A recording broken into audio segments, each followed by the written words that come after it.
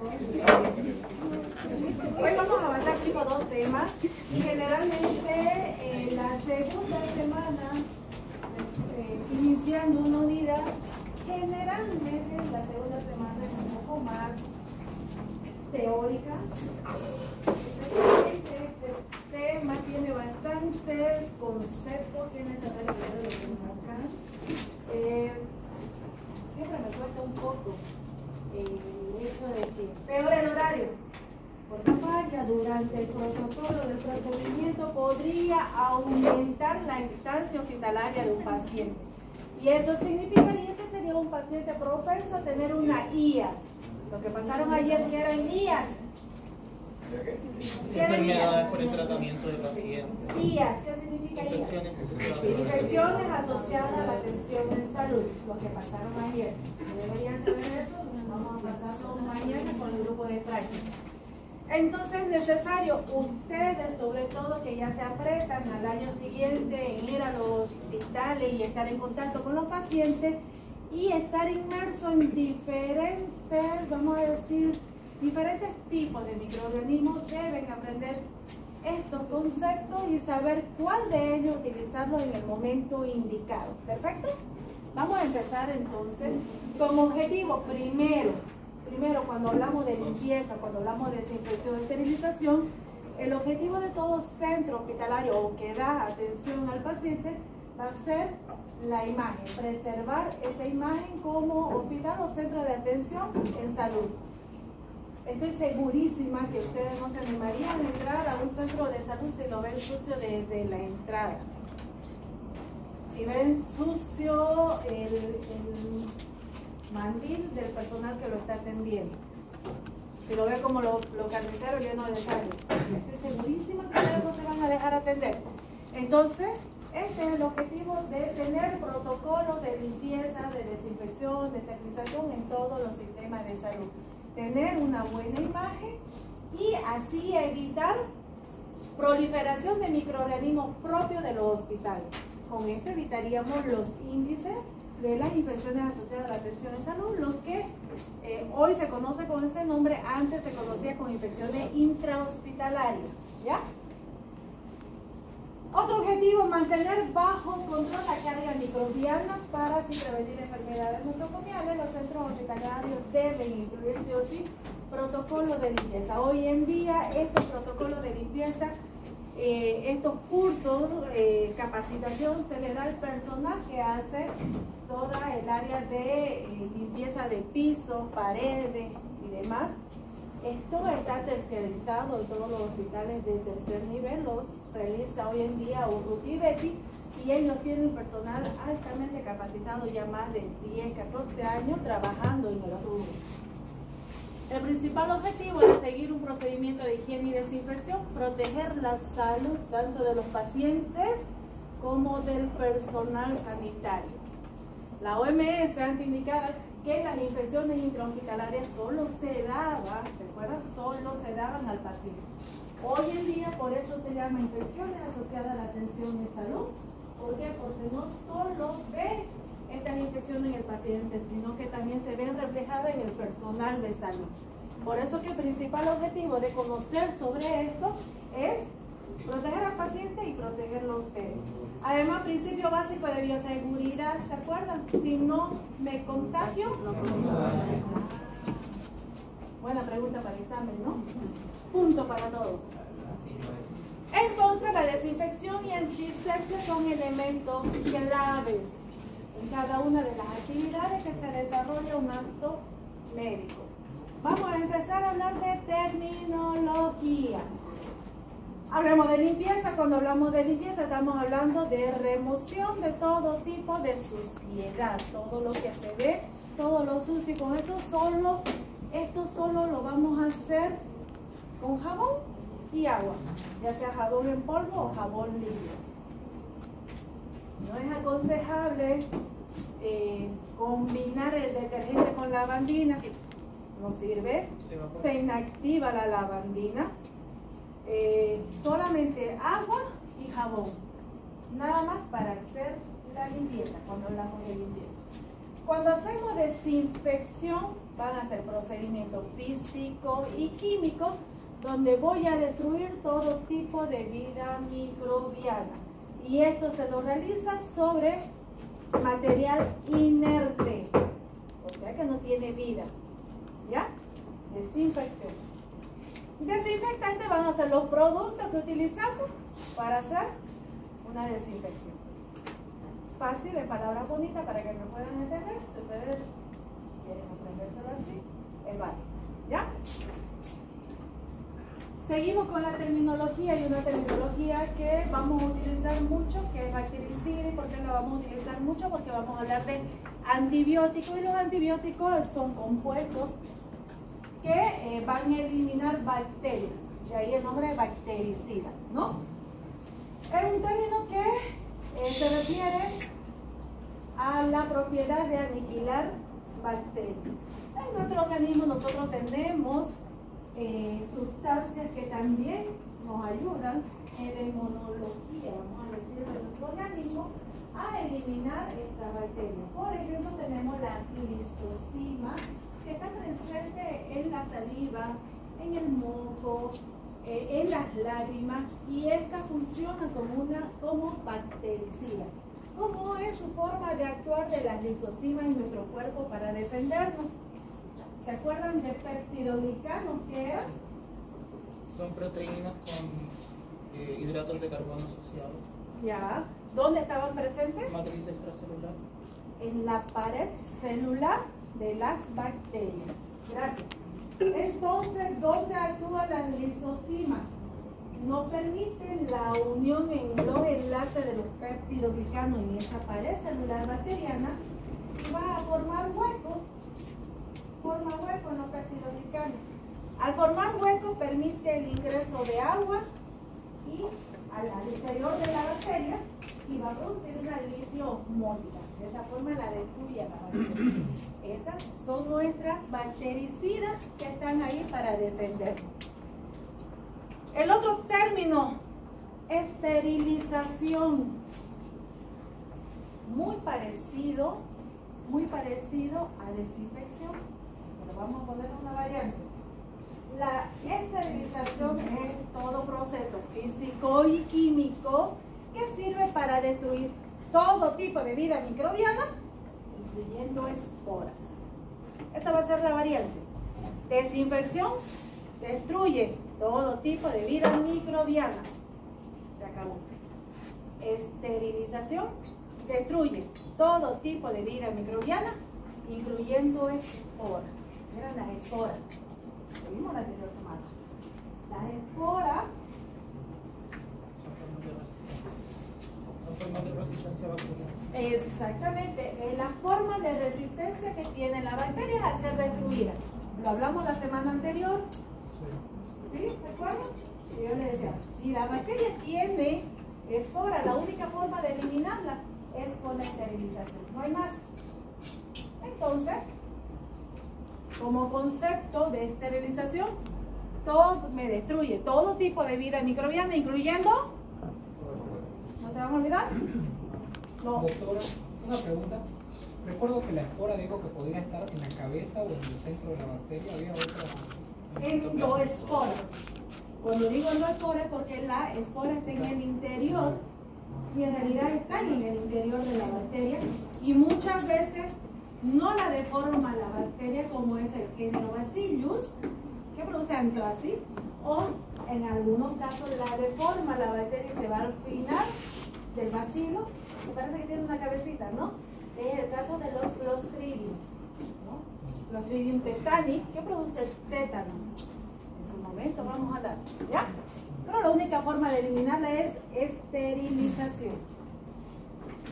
Hablemos de estas terminologías: sépticos, antisépticos y asépticos. Cuando hablo de un paciente séptico, estoy hablando que el paciente que en la sangre de este paciente hay presencia de microorganismos.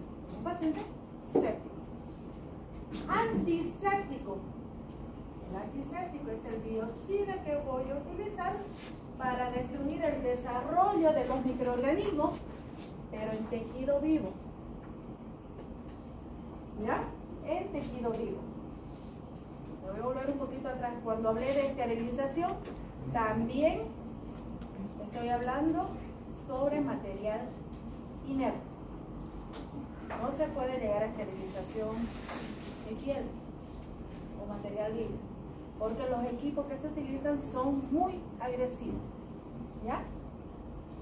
Y aséptico sin séptico de sepsis, sin sepsis. Entonces, libre de microorganismos. Para que vamos agarrando cómo estudiarlo y que sea mucho más fácil, porque a veces los conceptos, tanto leer, parece un trabalengua, ¿sí? Ahora bien, cuando ustedes vayan a realizar la limpieza a su paciente, van a decir, ¿van a hacer una antisepsia o van a hacer una desinfección? Antisepsia, ¿por qué? Porque lo van a realizar sobre tejido vivo. Desinfección es sobre tejido, perdón, sobre material inerte o que no tiene vida. A no ser que lo tengan que realizar en la morgue. ¿No? Mentira. Ahora, hay ciertos líquidos, chicos, que pueden funcionar como desinfectantes y como antisépticos. Ejemplo, el alcohol. El alcohol al 70% me sirve como desinfección del material sin vida, y para realizar una antisepsia me podría servir al 70%. ¿Ya? Hoy voy a sacar varias preguntas de lo que hablamos ayer en práctica, me parece. ¿Quiénes son de práctica? Nadie va a levantar la mano. Por lo tanto, esterilización comprende todos los procedimientos físicos y químicos que se emplean para destruir e inactivar. Es un concepto absoluto. Cuando digo un concepto absoluto, significa o el material está estéril o no está estéril. No hay término medio. No hay. ¿Ya? O está o no está. Una bonita diferencia en un cuadrito sobre desinfección, cuando utilizar, y esterilización. Se dan cuenta que en desinfección elimina todo tipo de vida microbiana y en esterilización, incluyendo esporas. Y va un poquito más arriba, priones. ¿Recuerdan qué eran priones? Lo avanzaron el año pasado. Sé que lo avanzaron, yo lo vi. Es una forma proteica que tienen algunas proteínas, o sea que tienen algunas células que interfieren con el metabolismo de otras. Sí, es una proteína mal plegada. Claro. Entonces, al ser una proteína mal plegada, muchos científicos hoy en día lo llaman como partícula infecciosa, que se transmite vía aérea. ¿Conocen la enfermedad de las vacas locas? A causa de, o de la otra enfermedad también, es a causa de priones. Entonces, esterilización va más allá. Eliminación de todo tipo de vida microbiana, incluyendo esporas más priones. No es algo común, pero es bueno que ustedes lo sepan. ¿Ya? Esterilidad, la ausencia de todo tipo de microorganismos vivos, incluyendo esporas. Aquí está lo que decía, es un concepto absoluto, o está o no está estéril. El propósito es reducir la probabilidad de transmisión de enfermedades al nivel más bajo. La contaminación de los tejidos corporales con elementos no estériles pueden conducir a una infección grave. La desinfección no hace que un artículo esté estéril. Pregunta de examen. La lámina número 10. Más fácil, ¿no? Los métodos de esterilización dependen de 3 elementos: concentración, tiempo y temperatura. Cuando hablo de concentración estoy hablando, seguimos con lo mismo, cuando hablo de concentración estoy hablando a la cantidad, el porcentaje el cual tiene que se va a utilizar durante el proceso de esterilización. El tiempo mínimo en que va a entrar, tiempo mínimo en el que va a entrar en contacto este material a ser esterilizado, y la temperatura. De ya todos los microorganismos son susceptibles a diferentes temperaturas. Sin embargo, estas van a ir variando y va muy de la mano con el tiempo. Pregunta del examen, ¿ya? 10 y 11. Método de esterilización, te pregunto. ¿Cómo está Rodrigo? No hay gracia. ¿Por qué llega tarde, Rodrigo? ¿Por qué? No, si no tengo asiento tampoco. No, voy a pedir que me traigan. Ya, no, tranquilo. Si no, no tiene que estar.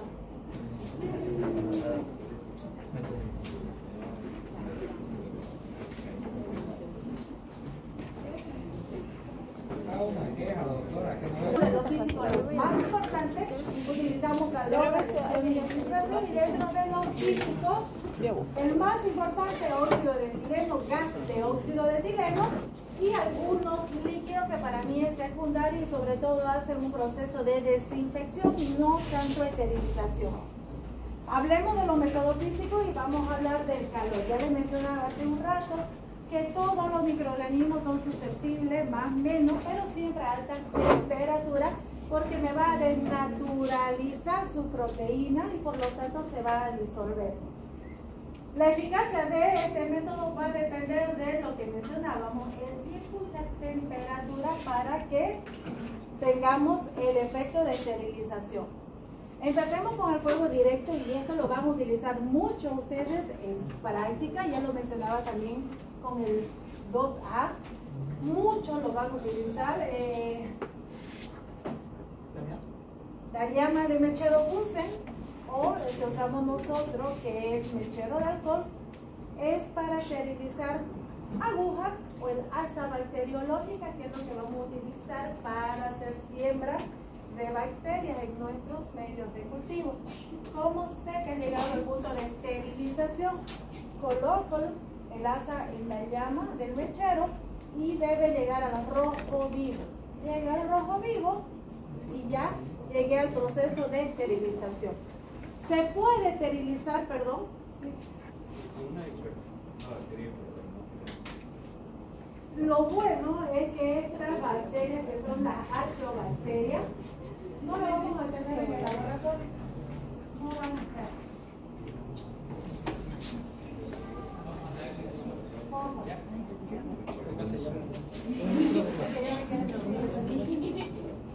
Devolviendo la silla. Voy. Oh, dice.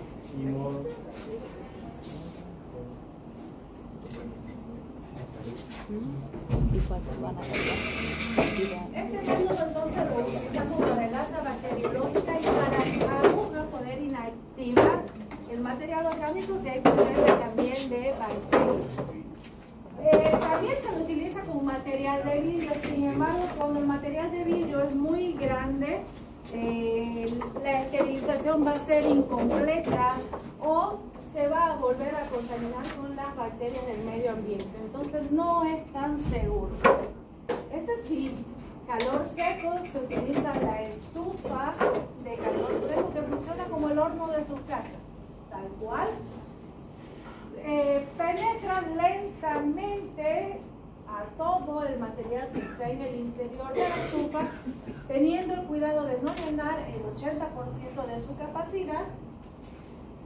Muchas desventajas tiene, pero es uno de los mejores métodos para esterilizar sobre todo material de vidrio y material metálico.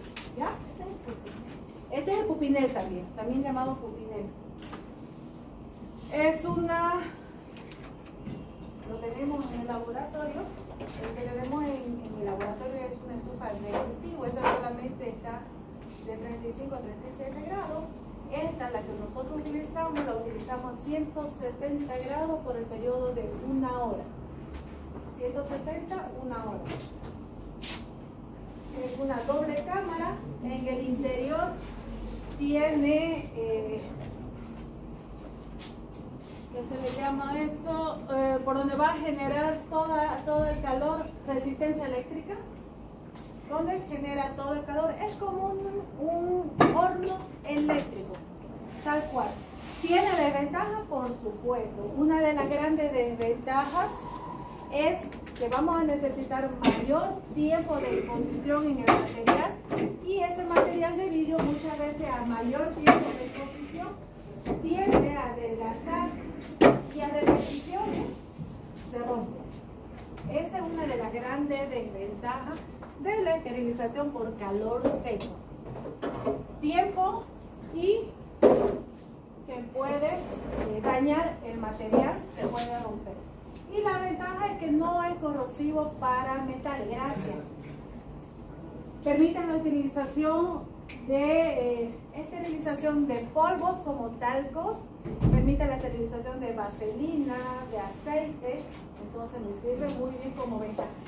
Lámina 17, pregunta de examen. Y después me van a decir, ni una de las que dijo en clase tendrán en examen. Ventajas y desventajas de calor seco y calor húmedo. ¿Ya? Radiaciones tenemos que estas van a depender del tipo de radiación, el tiempo de exposición y la dosis. Tenemos radiaciones ionizantes y todas estas radiaciones van a, su mecanismo de acción es que actúan sobre el material genético del microorganismo. Entonces, me sirve para material termosensible, sondas, jeringa descartable, y esto se lo utiliza a nivel de industria farmacéutica sobre todo. Rayos ultravioleta, en este caso los rayos ultravioleta me ayudan para la esterilización de pasillos, salas, ambientes, quirófanos, pero hay una observación que se debe tener en cuenta. La lámpara de ultravioleta debe estar entre 200 y 280 nanómetros de longitud de onda. A esa longitud es capaz de poder esterilizar el ambiente.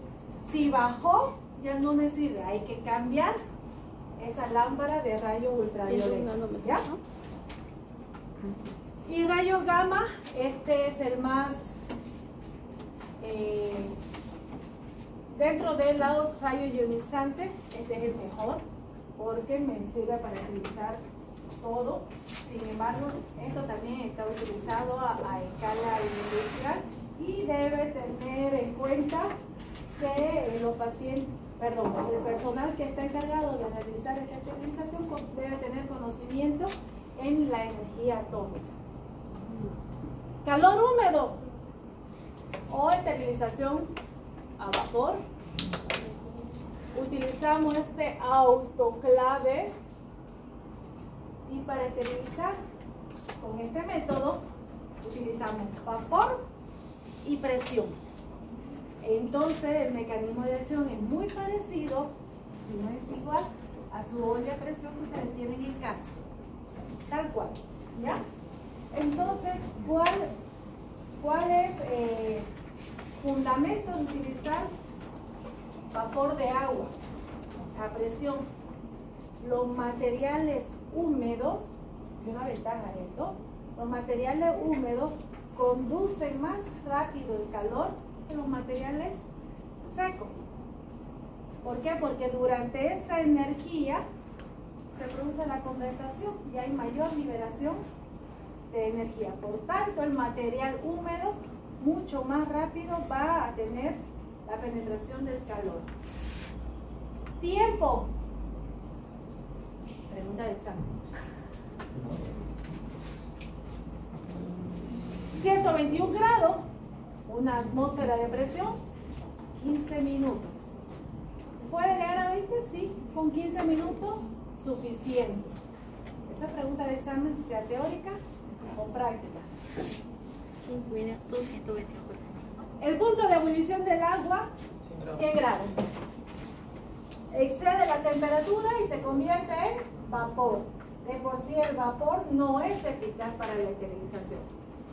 Sin embargo, cuando este vapor se lo presuriza, o sea, presión, sí puede llegar a esterilizar todo el instrumento que nosotros coloquemos dentro del autoclave.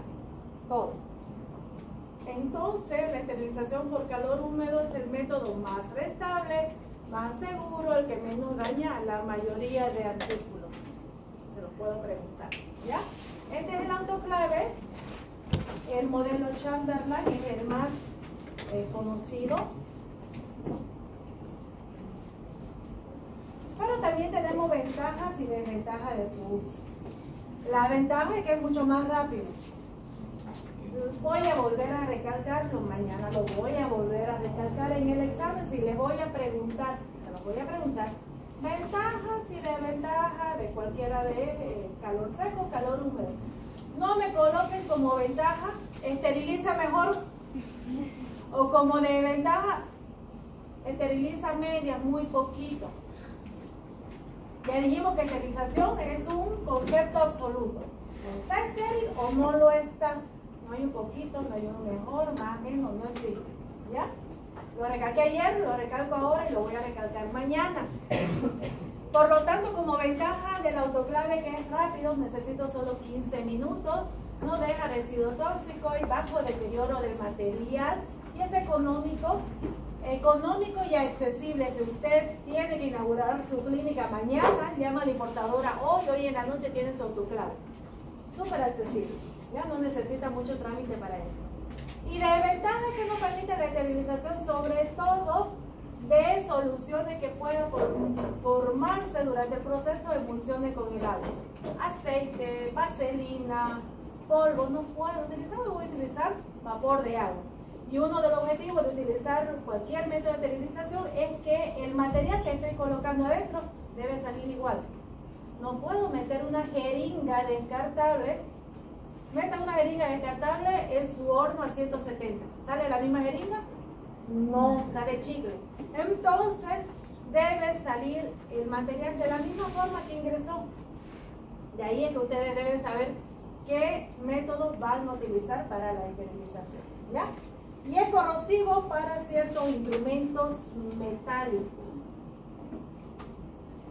La ebullición, si bien no llegamos a un punto de esterilización con la ebullición a 100 grados, pero sí podemos utilizar como limpieza para sacar todo el material, todo el cultivo que ustedes van a realizar durante la práctica de la bacteriología.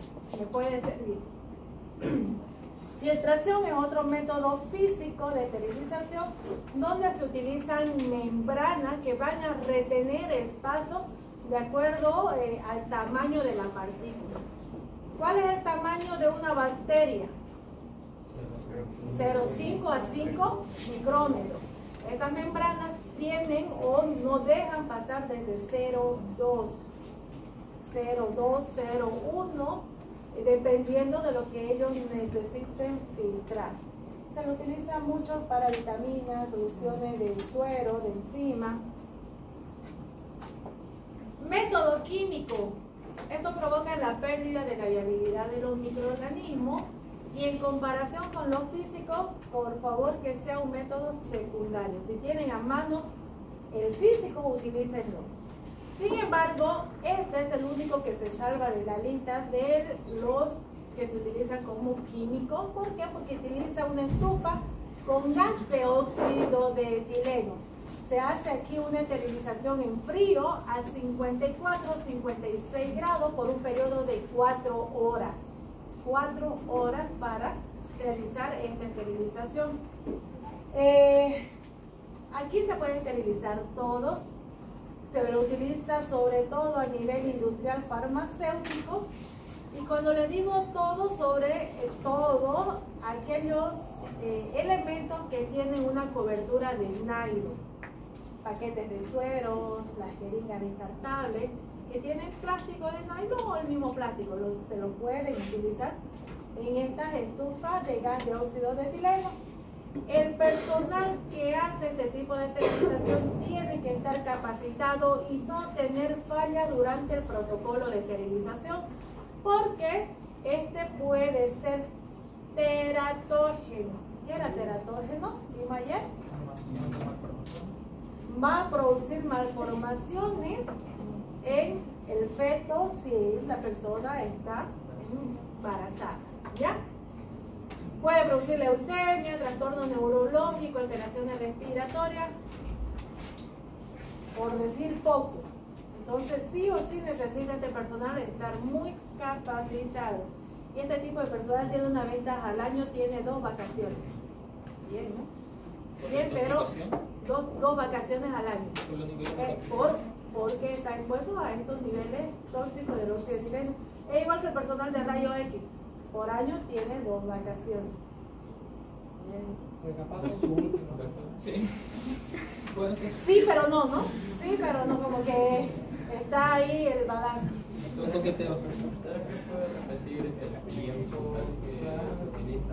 En óxido de etileno, 54 a 56 grados de temperatura por 4 horas.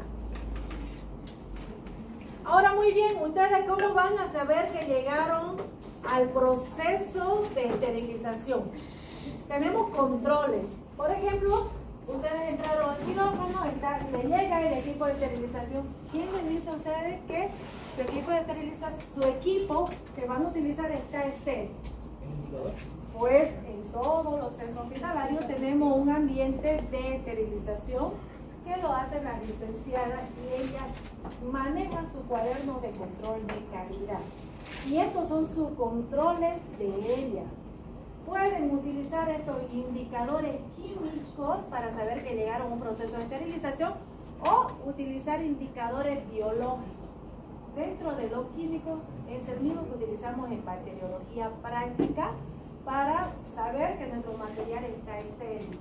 Son unas cintas, se las voy a mostrar mañana al ver, son unas cintas blancas que con eso se embala a todo el material que salió de la estufa, y si esta cinta cambió de blanco a café, significa que llegó a completarse el procedimiento de esterilización. Si no cambia de color, pasó algo con la temperatura, pasó algo con el tiempo y hay que revisar. Ese es el control químico, vamos a decir. Y dentro del control biológico es utilizando bacterias. ¿Qué bacterias podríamos utilizar? Pues bacterias que tienen esporas. Si la palabra esterilización es aquella que elimina esporas, voy a utilizar bacterias precisamente que tienen esporas. En el caso del control de la estufa de gas de óxido de etileno, se utiliza esta bacteria, Bacillus subtilis variedad Níger. Dijimos que en esta primera unidad no les voy a exigir nombres, ¿no? No se preocupen, no les voy a exigir nombres. Que ustedes sepan que hay indicadores biológicos, indicadores químicos, me es suficiente. ¿Ya? Estos nombres se los van a aprender en el proceso. No se preocupen, lo vamos a ver igual. Bacillus subtilis, variedad Níger. El frasco está de color verde. Si cambia a color amarillo durante el proceso de esterilización, significa que ahí está presente este bacillo y no se llegó al proceso de esterilización. Hay que verificar el equipo. Sin embargo, si mantiene el color verde, estamos ante un proceso de esterilización. Lo mismo en el autoclave. Utilizamos Bacillus Stearothermophilus, que es de color violeta, una suspensión en color violeta. Si cambia a amarillo, hubo algún problema durante el procedimiento en el autoclave. Están vivas, no están vivos estos bacilos. ¿Ya? Pregunte. Y eso se lo pone junto con el material, Está cerradito, embaladito, se pone a un lado. El control externo. Claro, no toca el material. ¿De qué color debería quedarse por ahí? se mantiene. Mantiene. Si cambia de color, es porque se activaron los vacilos. ¿Ya? ¿Terminamos el tema? Estamos por terminar la clase y me falta otro tema. Mucha charla. Dentro de los agentes químicos tenemos, les decía yo, en los alcoholes. El alcohol puede funcionar como desinfectante y como antiséptico. Y aquí valga la aclaración, 70%. ¿Por qué no 96? Grupo de hierro. Evapora, que se evapora. Ya uno se evapora, Se pega. se fija. El fijador, igual que la lavandina pura. Y que lo deshidrata y luego el organismo se vuelve a hidratar. Exactamente.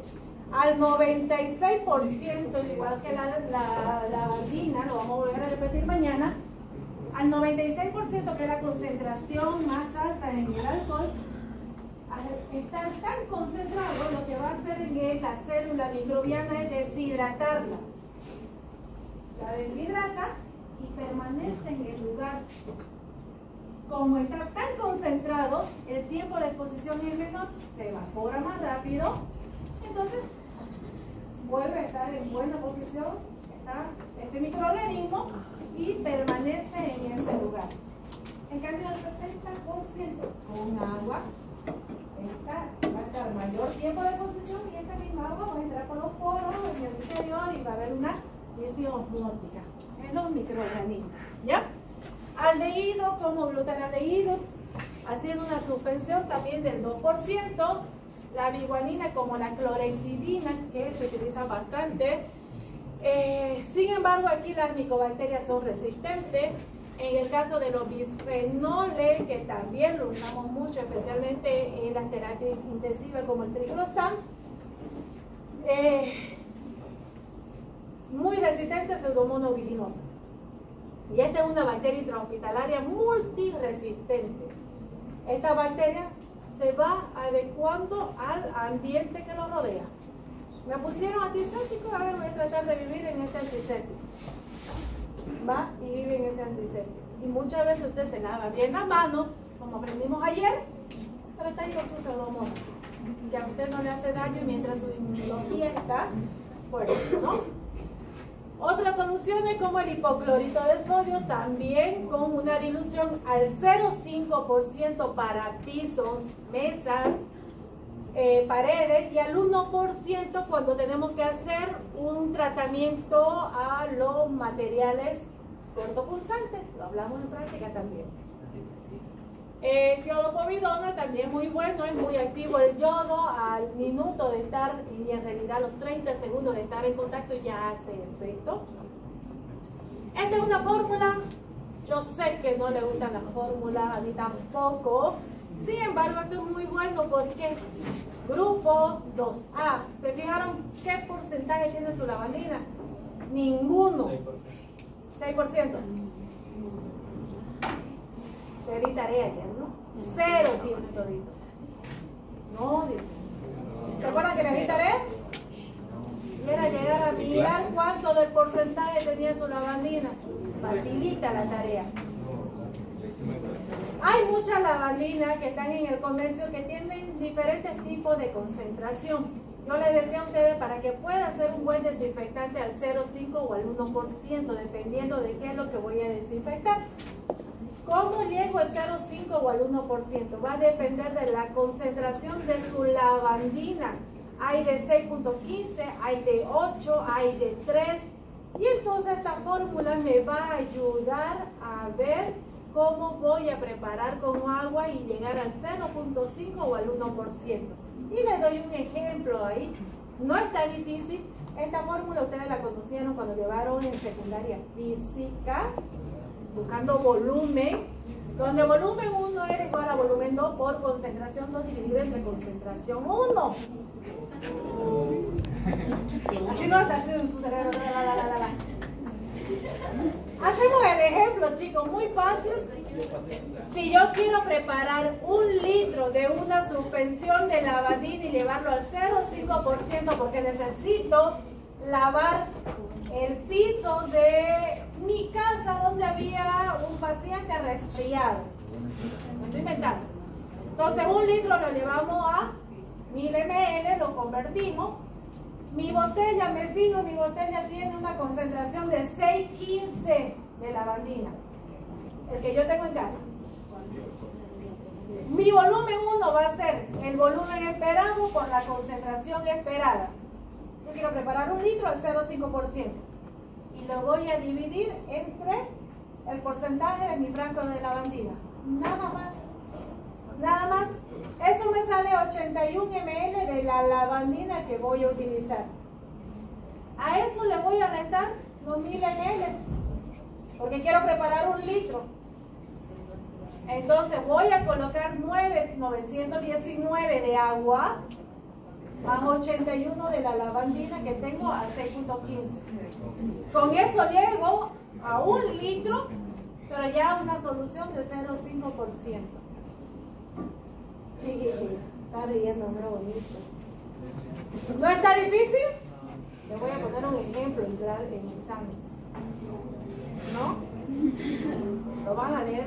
Se me está ocurriendo. Nunca se me había ocurrido. El agua oxigenada también me sirve como para sumergir el material. Debe estar un 10 a 30%, generalmente 30%, y el tiempo muy prolongado, a veces hasta 24 horas. Tenemos amonio cuaternarios, como el cloruro de benzalconio, que sobre todo me va a ayudar incluso a eliminar virus. Y acá para que ustedes puedan leer un poquito más sobre algunos antisépticos más comunes. Ahora bien, aquí me van a hacer una corrección en la lámina 40. En el caso del yodo, no es una hora. Ahí le van a colocar un minuto. Mucha diferencia, ¿no? Imposible que el inicio de la actividad recién sea a la hora. ¿Sí o no? ¿Hay contraindicación? Tiene para definir. Un minuto. ¿Anotaron todos? Se lo voy a apuntar en examen. Pobre que ponga una hora. Como resumen de todo lo que hablamos, ayer me dijeron era que empiece por ahí. Como resumen, todo artículo crítico debe ser sometido a algún método de esterilización de acuerdo a la compatibilidad. Todo material resiste el calor, compatible con la humedad, y si es compatible con la humedad, usted debe elegir el autoclave siempre. Sin embargo, si no es compatible con la humedad, un vinilo o estufa a calor seco. La esterilización con método químico gaseoso se debe realizar con el protocolo de bioseguridad para garantizar que el personal se encuentre bien y el material también salga bien. La esterilización con método químico líquido por inmersión y hecha inclusive de forma manual, último método de utilización, ¿ya? O de elección. Vamos con el otro tema. Mira, son 20 las limitas. Más bien, ¿tenemos 20 minutos? Un minuto por lámina. No me hagan hablar. ¿No me hagan que sacarlo mucho? No. Porque se las puedo leer las láminas si quieren. Ahí terminamos antes. ¿Cómo es? Hablemos de la microbiota humana y voy a empezar diciendo que todos tenemos nuestra propia microbiota o nuestra flora normal, entre comillas, y lo van a ver en todo lo que vaya hablando, que siempre va a estar en comillas. ¿Y por qué está en comillas? Si bien es cierto, van a ver ciertos organismos o microorganismos que vamos a compartir, ¿cierto?, en diferentes zonas, hay otros que no, y eso no significa que yo esté enferma o que sea anormal. Entonces, el concepto de microbiota normal está basado en los microorganismos que viven en mi cuerpo de acuerdo al medio ambiente que me rodea. Porque así como viven en mi cuerpo, sin hacerme daño, dándome muchos beneficios, también viven en el cuerpo o en la piel de nuestras mascotas si tenemos en casa. Gatos, perros, algunos tienen loros, algunos les gustan las serpientes, arañas, tortugas, y muchas veces nosotros llegamos a convivir con estos animales y compartir estos microorganismos. Eso no significa que esos microorganismos que ahora alcanzaron mi cuerpo me están haciendo daño. Aprendieron a vivir conmigo. Y de ahí es que la microbiota normal, entre comillas, va a depender del medio que me rodea. Muchas vamos a compartir. Muchos microorganismos vamos a compartir. Sin embargo, algunos ya salieron de ese lugar y se instalaron otros. Y no me hacen daño. Partiendo con eso, decimos entonces que el término microbiota normal se refiere a la población de microorganismos que habitan piel y mucosa de personas sanas. muchas investigaciones, ustedes seguro que han leído al respecto, que la microbiota intestinal ahora mismo se ha convertido como que en la génesis de nuestra inmunología. Han leído mucho seguro sobre esto. ¿El microbioma? Sí. Y la flora normal se adquiere cuando, desde el momento de su nacimiento. Desde ese momento, de acuerdo al medio que lo rodea a usted, va a ir cambiando y quedándose estos microorganismos. Ahora, muy bien, ¿dónde van a estar estos microorganismos normales, otra vez entre comillas, piel y mucosa? Y lo vamos a dividir en dos. La flora residente, que reside en diferentes partes de nuestro cuerpo, y la flora transitoria, que va a estar por poco tiempo. Que la flora residente dice, oye, este es mi lugar, no te lleves mi alimento y fuera de acá. Por eso se dice que en el momento que esta flora residente se altera, la flora transitoria se convierte en patógeno. ¿De qué forma? ¿Cómo? ¿De nuevo? Tenemos dos tipos de flora. La residente, la que permanece en nuestro cuerpo en diferentes partes. Y tenemos la flora transitoria. Fíjense que la segunda palabra les dice dónde están. Transitoria es que está por poco tiempo. Viene, se instala donde está la residente. La residente la coge, pero dice alto, hasta aquí nomás, no te multiplique más. ¿Por qué? Te están llevando mi alimento. Entonces esta flora residente lo que hace es protegernos. Esa es su función principal. Protección. No protege, dice fuera de acá, este es mi alimento y yo me quedo acá. Hay una lucha por un nicho ecológico. Si se queda la flora transitoria por más tiempo, se lleva la comida. No se lo permite la flora residente. Por eso se dice que en el caso de que la flora residente se altera, la flora transitoria se convierte en patógeno. No hay quien le diga fuera, no hay quien la pueda eliminar. ¿Cómo mantengo o cómo, vamos a empezar, cómo esta flora residente se puede alterar? ¿Cómo se podría alterar? ¿La edad? Sí. Vámonos a los extremos. Los recién nacidos que ya empiezan a tener su propia flora y nosotros vamos y visitamos a la amiga que tuvo su bebé, no nos lavamos las manos, estamos resfriados, estornudamos antes de entrar a la sala y entramos a cargar al bebé. Sí se va a alterar su flora residente de ese bebé que recién ha nacido y la inmunidad no es alta. Lo mismo sucede con los ancianitos. La inmunidad está más baja, pero es porque ya está cansado, ¿no? Entonces empieza la inmunidad a caer. La función entonces de la flora residente es una función protectora sobre todo. Y además que va a ser beneficiosa porque especialmente nosotros tenemos gran cantidad de bacteroides y Escherichia coli a nivel intestinal y esto me van a ayudar en la síntesis de la vitamina K. Además, los otros microorganismos nos ayudan en la absorción de nutrientes y nos ayudan a impedir la instalación de la flora transitoria. ¿Por qué? Porque van a pelear por un nicho ecológico. Entonces, es una lucha interna entre los buenos y los malos. Ahora bien, hay momentos en que esta flora residente se convierte en una flora oportunista. ¿Se acuerdan cuando hablábamos de microorganismos oportunistas? Yo les decía, oportunista, oportunismo, inmunología baja, y es nuestro propio microorganismo que está ahí.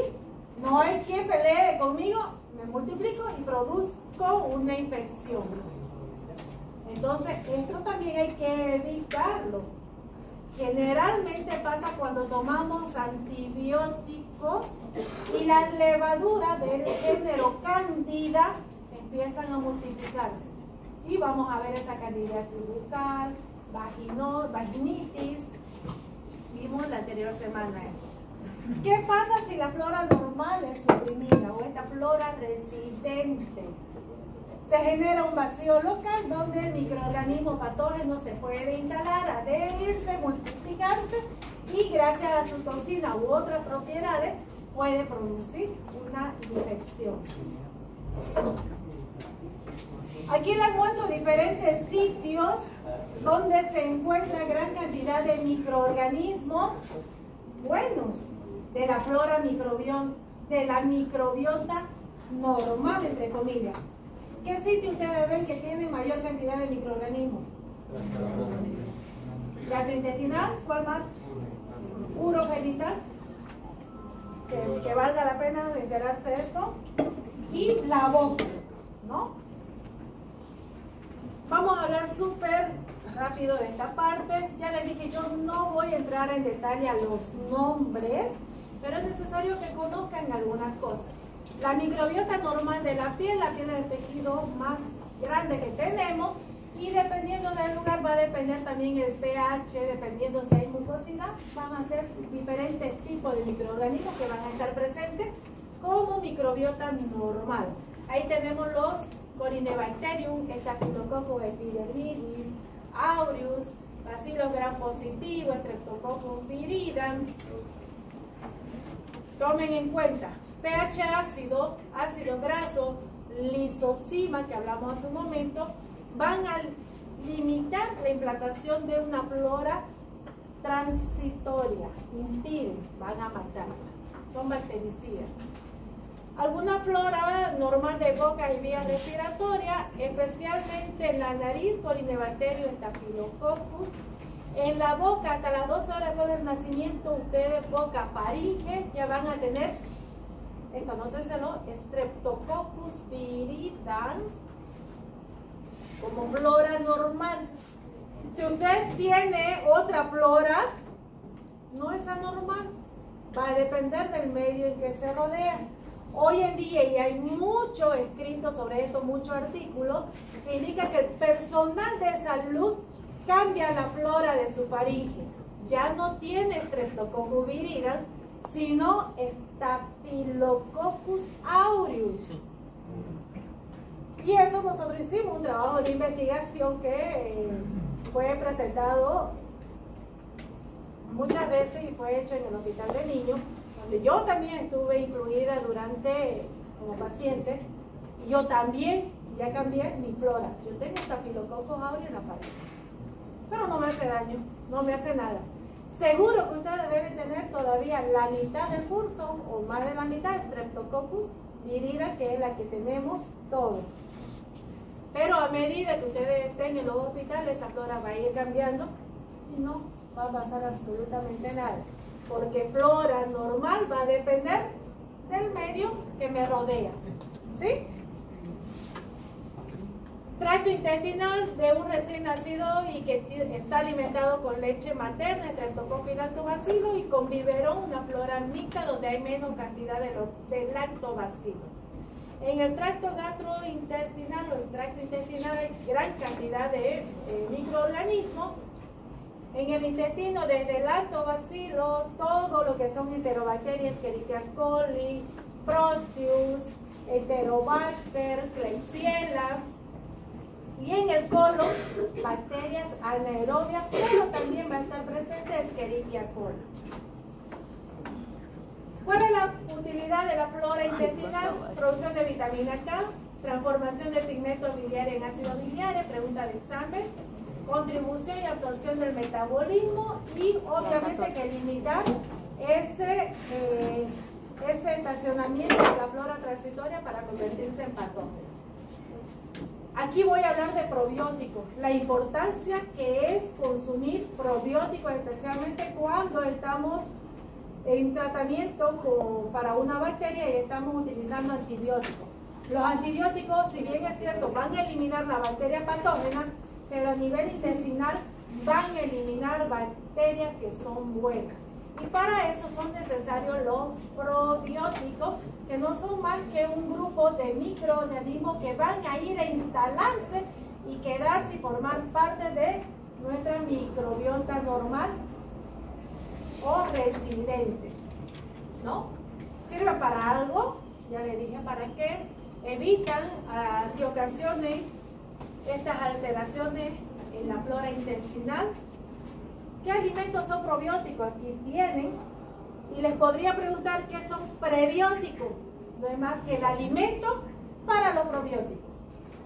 Pregunta del examen: ¿cuáles son los probióticos más comunes? Lactobacillus y bifidobacterias son los más comunes utilizados, sobre todo en los yogures. Hay poca cantidad. Si quieren tener mayor cantidad, biogur, mayor porcentaje, biogur, así ustedes lo van a conseguir, biogur, kefir. Y no significa que voy a tomar ahora y yo ya estoy bien porque tomé probiótico. Las bacterias van cambiando constantemente porque van saliendo expulsadas también. Entonces debe ser una alimentación que esté introducida desde el día a día. Para terminar, flora normal de la uretra, estafilococo, enterococo y algunas enterobacterias. En el caso de la vagina, en la recién nacida, lactobacillus aerobio. En una niña con un pH neutro, ahí tenemos flora mixta, coco y bacilo, y esto se repite en el caso de la menopausia. De la pubertad hasta menopausia hay mayor cantidad de lactobacilo, que es lo que me interesa tener. En los cambios, si voy a cambiar esta flora, empiezan las complicaciones de la vagina. El moco cervical pues tiene lisozima, que es un bactericida, y los antibióticos permiten que estos hongos, estas cándidas que son oportunistas, se multipliquen mucho más rápido y puedan producir infección a este nivel. En la conjuntiva, gracias a las lágrimas por la lisozima, fue capaz de eliminar o es capaz de eliminar a gran cantidad de microorganismos. Sin embargo, pueden haber algunos, sobre todo el Staphylococcus epidermidis. Para terminar, cuando usted se encuentre solo y cree que la vida no significa nada, no, mentira. Recuerde que hay millones de bacterias que viven en tu cuerpo y que significas el mundo para ellas. ¿Sí? Nos vemos mañana con el nombre, chicos.